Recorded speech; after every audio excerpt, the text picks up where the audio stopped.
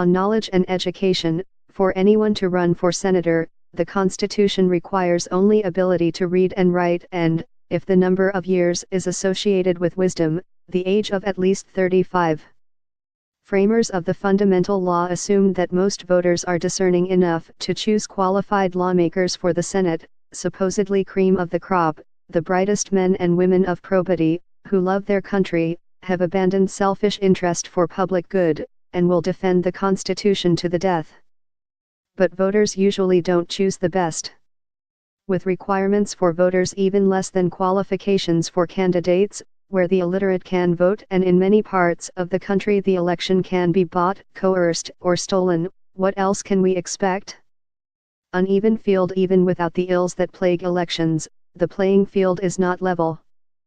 Popularity, specifically name recognition, provides the edge, at times even derailing party machinery, thus making senators of movie TV stars, boxing champions and, now, perhaps even bloggers.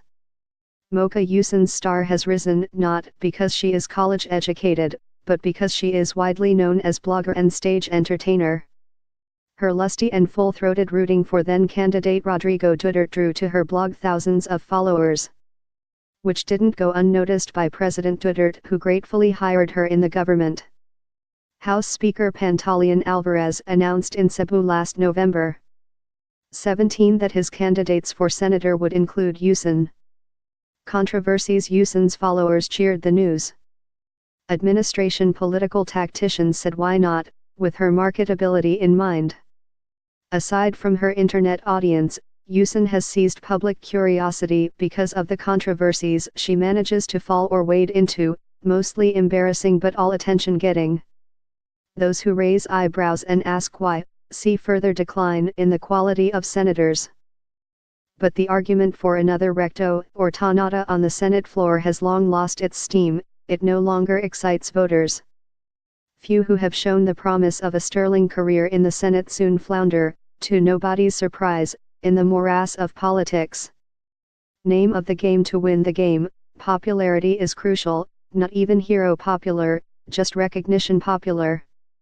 If one's name is known by voters across the land, that will do, never mind if he is a scoundrel of a cabinet secretary or a wimp of a legislative leader. Times produce great men and women, we are told. Present developments, which draw a troubling sketch of what's to come, might set off crises that could bring us the senators of the caliber optimists pine for.